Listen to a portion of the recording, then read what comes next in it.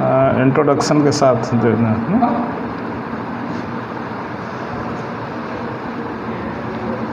मैं आरसी बौद्ध, राष्ट्रीय संरक्षक विश्व बौद्ध महासंघ,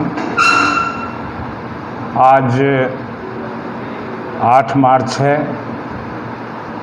8 मार्च को अंतर्राष्ट्रीय महिला दिवस के रूप में मनाया जाता है और ये 110वां अंतर्राष्ट्रीय महिला दिवस है।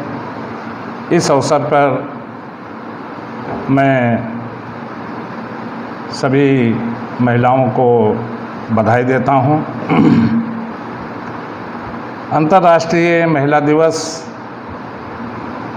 के अगर हम ऐतिहासिक थोड़ा पहलू को देखें तो अंतर्राष्ट्रीय महिला दिवस की शुरुआत एक आंदोलन के रूप में हुई थी, जिसमें 1908 में आज ही के दिन वहाँ की महिलाओं ने अपने नागरिक अधिकारों को लेकर, मसलन उन्हें वोट का अधिकार नहीं था तो वोट के अधिकार के लिए, उन्हें काम के घंटों ज़्यादा होते थे तो उसको कम करने के लिए, अच्छे वेतनमान के लिए, इन तमाम मांगों को लेकर महिलाओं ने आज से 113 वर्ष पूर्व न्यूयॉर्क में एक बड़ा आंदोलन किया था।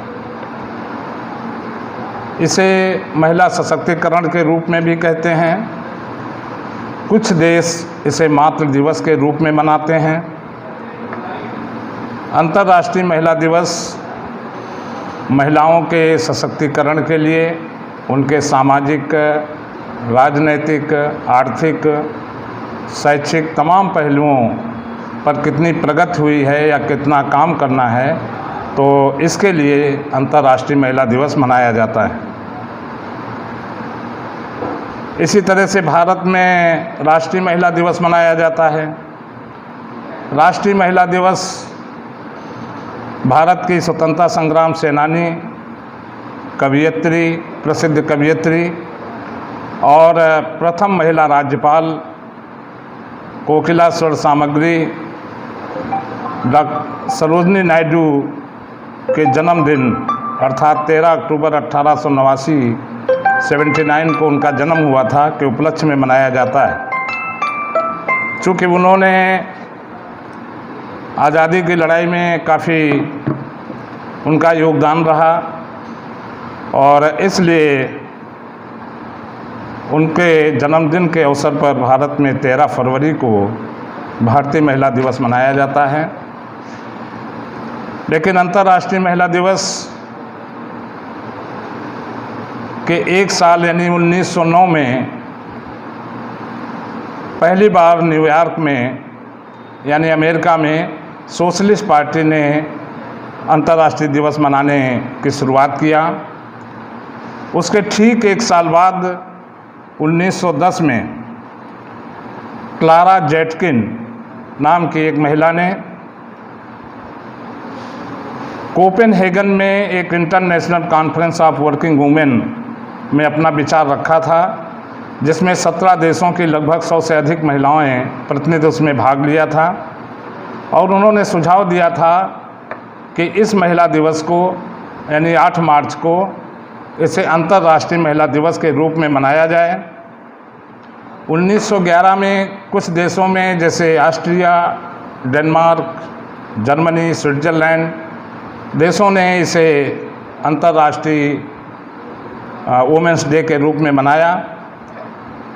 और 1975 में यूनाइटेड नेशंस ऑर्गेनाइजेशन ने यानी संयुक्त राष्ट्र संघ ने इसकी आधिकारिक तौर पे मनाने की शुरुआत किया। 1946 में पहली बार संयुक्त राष्ट्र संघ ने थीम आधारित अंतर्राष्ट्रीय दिवस मनाने की कोशिश की, जिसमें उन्होंने 1996 में जो थीम बनाया था, अतीत का जश्न मनाओ और भविष्य की योजना बनाओ। 2020 में ईच फॉर इक्वल की थीम पर अंतर्राष्ट्रीय दिवस यूनियन ने मनाया। और इस बार 2021 में जब 110वां अंतर्राष्ट्रीय दिवस मनाया जा रहा है, तो चूज टू चैलेंज ये थीम पर ये अंतर्राष्ट्रीय दिवस मनाया जा रहा है। इसमें चूज टू चैलेंज का मतलब है कि जो लैंगिक भेदभाव है, जो महिलाओं के साथ असमानता है, जो उनके साथ असुरक्षा है, तो इन तमाम चीज़ों के चैलेंज को महिलाओं के सामने रखा है और उसी आधार पर इस बार ये मनाया जा रहा है। इसी परिप्रेक्ष्य में रूस में 1917 में 4 दिन तक महिलाओं ने बड़ा विरोध प्रदर्शन किया, क्योंकि वहाँ पर भी उनको नागरिक अधिकार नहीं थे, उन्हें वोट का अधिकार नहीं था। ये 4 दिनों तक बड़ा प्रदर्शन चला और वहाँ की राज्य सत्ता जो थी, जो जार वहाँ का शासक था, तो उसका तख्ता पलट हुआ और महिलाओं को वोट का अधिकार मिला। रूसी कैलेंडर में चूँकि जूलियन कैलेंडर चलता था रूस में और बाकी पूरे देश में ग्रेगोरियन कैलेंडर चलता है, तो ये जो प्रदर्शन हुआ था ये 23 फरवरी की तारीख थी, लेकिन ग्रेगोरियन कैलेंडर के हिसाब से ये 8 मार्च पड़ता है। इसलिए अंतर्राष्ट्रीय दिवस पूरे देश में, पूरे विश्व में इसे 8 मार्च को ही मनाया जाता है। अंतर्राष्ट्रीय दिवस जो मनाया जाता है तो इसमें ब्रिटेन में women social and political union ने तय किया था, उसमें महिलाओं की कॉन्फ्रेंस हुई थी जिसमें इसके रंग तय किए गए थे। IWD यानी इंटरनेशनल वुमेंस डे के कुछ रंग तय किए गए थे, जिसमें बैंगनी कलर, हरा रंग और सफ़ेद। बैंगनी रंग को उन्होंने न्याय और गरिमा का सूचक बताया, हरे रंग को उम्मीद का रंग बताया और सफ़ेद रंग को शुद्धता का द्योतक कहा। तो ये 3 रंगों को अंतर्राष्ट्रीय महिला दिवस में शामिल किया गया। अब हम अगर भारत के परिप्रेक्ष्य में देखें तो महिलाओं में जो आज या इससे पूर्व संविधान के लागू होने के पहले भी भारत में हमारे महिलाओं के साथ तमाम तरह की जातियां होती थी, तमाम वो शोषण की शिकार थीं, उन्हें समान नागरिक अधिकार नहीं थे। और इसके संबंध में अगर हम थोड़ा पीछे जाएं तो तथागत महामानव बुद्ध ने पहली बार महिलाओं को, इस देश की महिलाओं को उन्होंने भिक्षुणी संघ बनाकर सम्मान देने का काम किया। धर्म के क्षेत्र में भिक्षुणी संघ बनाकर सम्मान देने का काम किया और वहीं से महिलाओं को सम्मान मिलना शुरू हुआ। बाद में इस देश की यथास्थितवादी जो शक्तियाँ थीं, जो व्यवस्था के लोगों ने भी अपने धर्म में उन्हें सन्यासिनी के रूप में स्थान देना शुरू किया। अब इसमें आगे अगर हम देखते हैं तो महाबोधि सोसाइटी में 1950 का जो जर्नल था, उस जर्नल में एक उच्च वर्गीय समाज से संबंध रखने वाले लामा गोविंद का एक लेख छपा, the position of womens in Hinduism and Buddhism, यानी बौद्ध धर्म में और हिंदू धर्म में महिलाओं की क्या पोजीशन है। उसमें उन्होंने कुछ हमारे बौद्ध धर्म के सूत्रों का, 2 सूत्रों का उन्होंने, जिसमें आनंद का और तथागत बुद्ध का एक संवाद है महिलाओं को लेकर, उसको उसने आधार बनाया और कहा कि जो ये महिलाएं हैं, महिलाओं के पतन का कारण बुद्ध धर्म है। इसको जब बाबा साहब अम्बेडकर के संज्ञान में आया तो डॉक्टर बाबा साहब अम्बेडकर ने इसका जवाब लिखा और जवाब में वो बाबा साहब अम्बेडकर के इंग्लिश के संपूर्ण वाङ्मय खंड 17 में पूरे डिटेल के साथ छपा है। इस देश की महिलाओं को उसे गंभीरता से अध्ययन करना चाहिए। अंतर्राष्ट्रीय दिवस के अवसर पर मैं समाज की सभी महिलाओं से आह्वान करता हूं कि इस लेख के, बाबा साहब अम्बेडकर के इस लेख को उन्हें पढ़ना चाहिए। और उसमें बाबा साहब अम्बेडकर ने बिल्कुल साफ किया है कि अगर इस देश में महिलाओं को सम्मान देने का काम शुरू किया तो तथागत महामानव बुद्ध ने किया। और उसके बाद 1848 में महात्मा ज्योतिबा राव फूले और उनकी पत्नी जो सावित्रीबाई फूले थीं, जिन्होंने इस देश के समाज के वंचित वर्ग की, शूद्र समाज की महिलाओं को उन्होंने शिक्षा देकर सशक्तिकरण की रास्ते पर ले जाने का काम किया। माता सावित्रीबाई फूले ने महिलाओं की शिक्षा के लिए एक बड़ा आंदोलन चलाया। महात्मा ज्योतिबा राव फूले ने महिलाओं के उत्थान के लिए, उनकी प्रगति के लिए, उनकी सुरक्षा के लिए अनेक काम किए, जिसमें उन्होंने सती प्रथा का विरोध किया। इसी के साथ उन्होंने विधवा महिलाओं के कल्याण के लिए उन्होंने विधवा प्रसूति गृह बनवाया, क्योंकि समाज की तमाम जो विधवा महिलाएं हो जाती थीं तो उनके साथ अन्याय अत्याचार हो जाता था और वो गर्भवती हो जाती थी, तो या तो वो सुसाइड करने के अलावा, आत्महत्या करने के अलावा कोई दूसरा रास्ता नहीं होता था। तो उनको भी उन्होंने इसके माध्यम से बाल विवाह प्रथा वगैरह पर काफ़ी काम करके महिलाओं को शिक्षा के क्षेत्र में माता सावित्रीबाई फूले का एक बड़ा योगदान है। इसी रूप में बाबा साहब अम्बेडकर का एक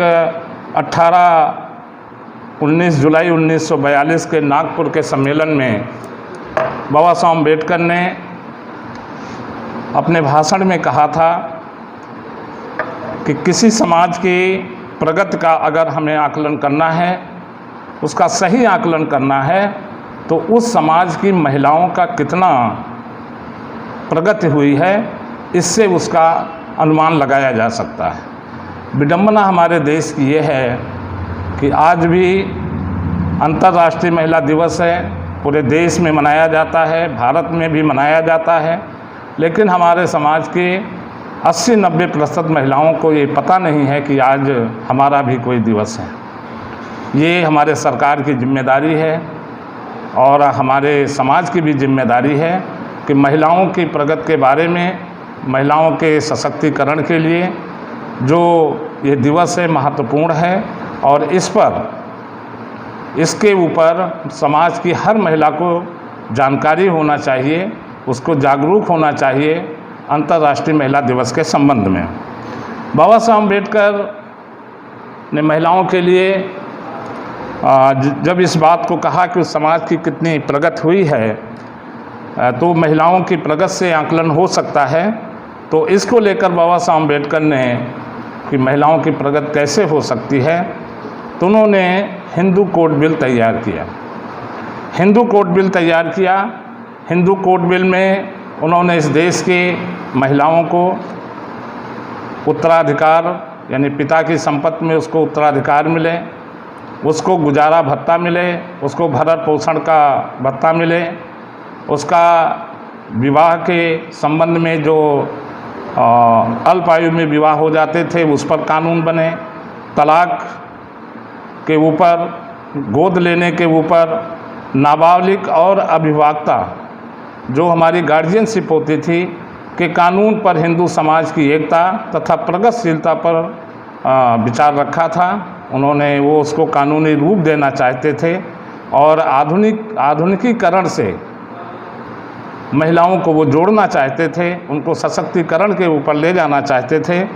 जब 1946 में बाबा साहब अम्बेडकर ने हिंदू कोड बिल को पेश किया तो इस देश के यथास्थितिवादियों ने काफ़ी विरोध किया, लेकिन बाबा साहब अम्बेडकर इससे हार नहीं माने और फिर उन्होंने 1948 में उसमें काफ़ी और मेहनत करके उन्होंने इसे काफ़ी मेहनत से तैयार किया और संविधान निर्माती सभा में पुनः उसको रखा। लेकिन